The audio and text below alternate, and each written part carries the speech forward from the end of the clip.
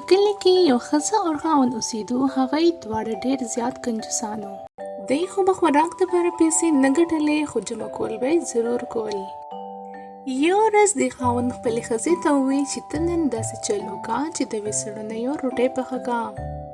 نو ښځې ورته وویل چې ټیک ده، ته بازار ته لاړ شه او ماله ویسڼ راوړه چې زه تاله روټۍ پخه کړم. ده چې څنګه دا خبره واورېده نو دی بازار ته لاړو. دیله چې خاوند څنګه اوړه روړو نو دی هغه زر زر واغږل او هغې نه صرف 2 روټۍ جوړې شوې. دی دا پیړۍ سیوا کولې د روټۍ سایز به وړوکی کېدو او راشه دا وخورم او دی ورته په قالین باندې کېناستو. دی چې څنګه 3 روټۍ پخې کړې نو دا راله او خپل خاوند سره کېناسته. د دې خاوند چې څنګه وکتو دا تاسو وکړه خو دې نن 3 روټۍ پخې کړې، دا به اوس مونږ څنګه نیمو؟ دا خو ډېره اسانه خبره ده، زه به 2 خورم او تاسو به 1 خورئ. نه داسې خو نشي کېدی، زه به 2 خورم او تاسو به 1 خورئ. تاسو له پکار دا چې تاسو هر یو کار په انصاف باندې کوئ. وګوره ما اوړه واغږل، بیا مې چوله کولاو کړه او ما دا روټۍ هم پخې کړې. دا ته لا څنګه خبرې کوې؟ که دا اوړه ما نه وروړې نو تا به دې نه روټۍ پخ کړې وې.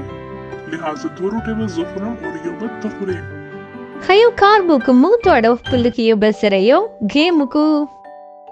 موږ دواړه به ډډه واچو او نیغ به ویده شو. که موږ دواړو کې کم یم اوړه کېدو نو هغه به 1 روټۍ خوري او که کم ونړه کېدو نو هغه به 2 روټۍ خوري. اوس وایه دا شرط دې قبول دی؟ دواړه په دې شرط باندې راضي شو او په ځمکه باندې پرېوتو. دواړو خپله ساه بنده کړه او سترګې کلاو پرېښوې او بالکل چپ چاپ پراتو. دغه دوران د مالت نه یو ښځه راغله او دوی ته ور ډبول شروع کړو. دې دواړو کې یو کس هم د خپل ځای نه بالکل ونه خوځېدو او هغه ښځه لږ ساعت بهر ولاړه وه، خو چې دی ورته چې غږ ونه کړو نو هغه دې کره دننه لاړه. چې دی وکتل نو هغې دواړه ښځه خاوند په ځمکه باندې پرتو. دې ښځې ویې جوړې دی دواړه مړه شوي دي. هغه زر زر د هغې کور نه بهر راووته. دا ښځه چې څنګه د دې کور نه بهر راووته نو مالت کې شور جوړ کړو چې دا ښځه خاوند دواړه خو مړه شوي دي. د مالت ټول خلک راغونډ شو، دې کره ټول لاړو. د دومره خلکو د راتلو نه باوجود هم دې دواړه د خپل ځای نه نړه کېدو. خلکو یقین پوخ شو چې دې دواړه خو مړه شوي دي. هغه دې کټ کې واچول چې دې به اوس مونږ قبرستان ته بوځو. چې د دې ټول بندوبست شو نو چې دې قبرستان ته بوتلو نو هلته د ښځه एकदम راپاڅېده.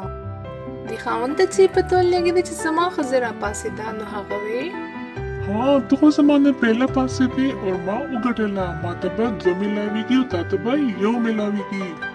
دې نه پس چې د دواړه ښځې خاوند راپاڅېدو نو دې سره چې هلته څومره خلک وو نو هغه یې ډېر زیات ویرېدو. هغه یې ویې جوړې دا هغه مړي راپاڅېدو او دوی اوس د خوراک باره کې خبرې کوي.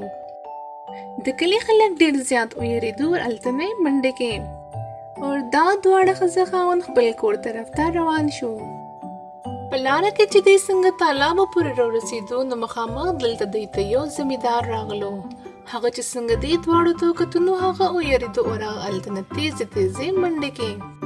دا ښځه خاوند ډېر زیات پریشان و چې دا خلک موږ ته وګوري نو دوی ولې داسې تیزې منډې کوي. پوره کلي کې یو ډېره غټه مسله جوړه شوه چې دغه شان ښځه خاوند مړه شوي وو او اوس هغې ژوندي شوي دي او ګرځي راګرځي. د کلي خلکو دا فیصله وکړه چې موږ به د دوی د کور نه ټول سامان بهر کړو او دا کور به د دوی خالي کړو. شپې ناوخته چې دوی خپل کور ته راغلو نو چې څنګه یې ور کولاو کړو او ټول کور یې خالي و. د کلي خلکو د دوی د کور ټول سامان بل خوا وړی و. دوی ډېر زیات په ژړا شو. بعد کې دوی ته پته ولګېده چې د کلي خلک دوی مړه ګڼل. دوی په دې کلي کې اوسېدل خو نه ګڼل دوی بیا هغه خپل کلی پرېښو.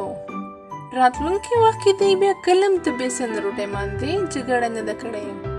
دوی سره دا کار ځکه وشو چې دوی دواړه ډېر زیات کنجوسان وو.